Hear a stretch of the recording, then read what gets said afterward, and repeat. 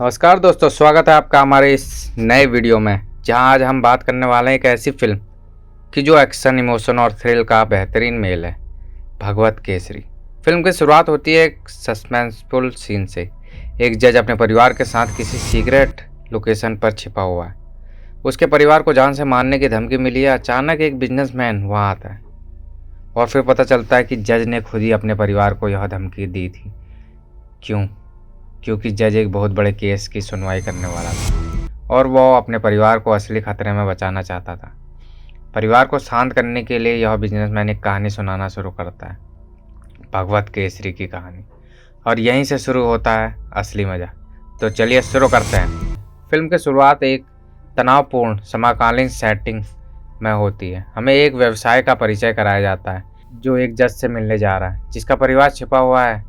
एक चौंकाने वाले मोड़ में पता चलता है कि जज के परिवार को खतरा स्वयं जज ने ही पैदा किया है। उसने उनके खतरे को इसलिए गढ़ा ताकि उन्हें चुपचाप स्थानांतरित किया जा सके, क्योंकि वह एक शासन दल के मंत्री के एक उच्च प्रोफाइल मामले की सुनवाई कर रहा है और उसे एक वास्तविक हमले का डर है। इस गुप्त षड्यंत्र में ही जज की मुलाकात उस व्यवसायी से होती है जो डरे हुए परिवार को शांत करने के लिए भगवत केसरी की पौराणिक कहानी सुनाना शुरू करता है, जिससे दर्शक इफेक्टिवली मुख्य कथा में पहुंच जाते हैं।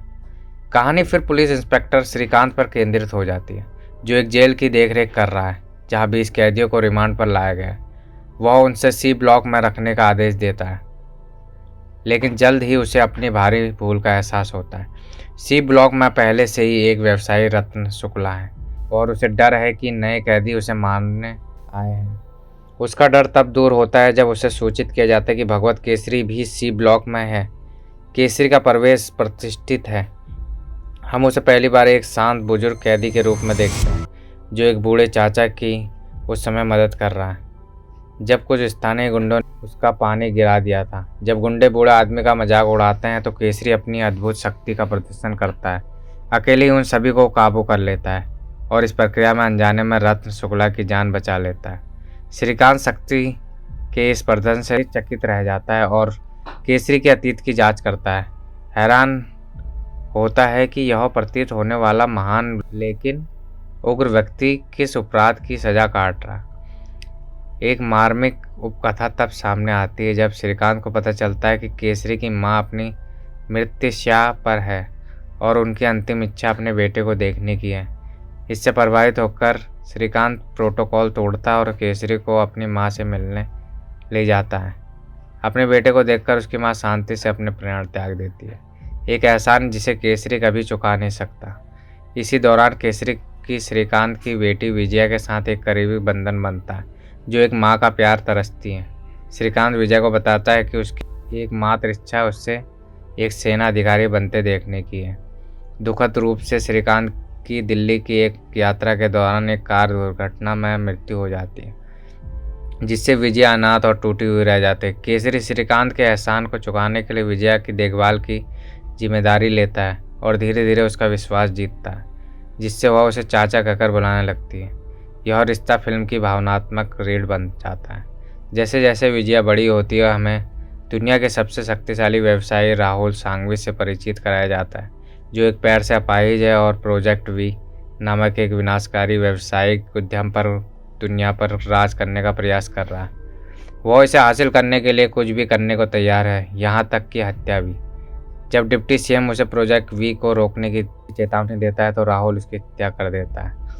हालांकि डिप्टी सीएम का सहायक उप्पा सबूतों के साथ भाग जाता है, जिससे राहुल उसे ढूंढने के लिए एक बड़े पैमाने पर शिकार शुरू कर देता है। इस बीच केसरी विजया को उसके पिता के सपने को पूरा करने के लिए सेना की अकादमी में शामिल करने पर जोर देता है। अनिच्छुक विजया अपने दोस्त डॉक्टर प्राची की सलाह मानती है, जो अब केसरी के प्रति आकर्षित है, और अकादमी के फॉर्म पर हस्ताक्षर कर देती है, यह योजना बनाकर कि यह जानबूझकर फेल हो जाएगी।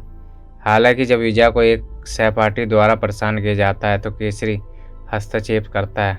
उसके पिता व्यवसायी नारायण को डराता है और केवल आदिलाबाद भीम शहरी कहकर ही उसे झुका देता है। एक वाक्यांश जो केसरी के डरावने प्रतिष्ठा की शक्ति को दर्शाता है। एक फ्लैशबैक के माध्यम से उनके प्रति विद्वता की उत्पत्ति का भी खुलासा करता है। अतीत में केसरी एक ईमानदार पुलिस अधिकारी थे जिन्होंने राहुल के भ्रष्ट पिता एक सांघवी नामक एमएलए को गिरफ्तार किया था, जिसके कारण उसकी अदालत में ही मौत हो गई। इससे क्रोधित होकर एक युवा राहुल ने बदला लेने के लिए केसरी की बहनों की हत्या कर दी और जंगल में आग लगा दी। केसरी ने जवाबी कार्रवाई की, राहुल के पैर में एक भाला ठोक दिया, जिससे वह स्थायी रूप से अपाहिज हो गया। अपने गांव और मां की रक्षा के लिए केसरी ने स्वेच्छा से आत्मसमर्पण कर दिया और जेल चले गए। वर्तमान में उपमा भागने में सफल हो जाता है और विजया के लैपटॉप पर राहुल के खिलाफ सबूत स्थानांतरित कर देता है, जिससे विजया राहुल के लोगों के निशाने पर आ जाती है। केसरी उसे बचाता है और उसे एक सैन्य अकादमी में दाखिला दिलाता है, जहां वह एक सेक्सिस्ट प्रशिक्षक को हराकर उसकी प्रतिभा साबित करता है। विजय की ट्रेनिंग शुरू होती है और वह अपने पूर्ण प्रेमी कार्तिक को खारिज कर देती है, जिससे केसरी को खुशी होती है। राहुल केसरी को ख़त्म करने के लिए एक अंतिम योजना बनाता है, लेकिन केसरी को रत्न शुक्ला, जिसे उसने जेल में बचाया था, द्वारा हवाई सहायता प्राप्त होती है, जो अपने लोगों के साथ मदद के लिए आ जाता है। केसरी राहुल से सीधे मुकाबला करने की मांग करता है। एक सुलह बैठक का आयोजन किया जाता है, जो वास्तव में राहुल के लिए एक घात है। केसरी विजय के साथ जाता है और एक भीषण लड़ाई छिड़ जाती है। केसरी जानबूझकर पीटता रहता है ताकि विजय को यह दिखाने का मौका मिले कि वह क्या सीख चुकी है। विजय अपने परीक्षण का प्रदर्शन करते हुए गुंडों को हराने में मदद करती है। अंत में केसरी और विजय मिलकर राहुल को हरा देते हैं और उसका अंत कर देते हैं। भ्रष्ट नेता उसकी मौत को एक दुर्घटना घोषित कर देते हैं। इसी के साथ फिल्म का समापन होता है। फिल्म का क्लाइमैक्स बहुत ही शानदार है। केसरी और विजया, जो अब एक ट्रेंड आर्मी कैडेट बन चुकी है, इधर जो कहानी शुरू हुई थी उस जज के परिवार के साथ, उसका भी अंत अच्छे से होता है। बिजनेसमैन द्वारा सुनाई गई केसरी की कहानी से प्रेरित होकर जज का परिवार डर पर काबू पा लेता है। फिल्म का संदेश साफ है, सच्चाई और न्याय की हमेशा जीत होती है। तो दोस्तों, आपको यह एक्सप्लेनेशन कैसा लगा नीचे कमेंट में ज़रूर बताइए। वीडियो पसंद आए तो लाइक और शेयर करना जरूर, और चैनल को सब्सक्राइब करना ना भूलें। फिर मिलेंगे एक नए वीडियो में। नमस्कार।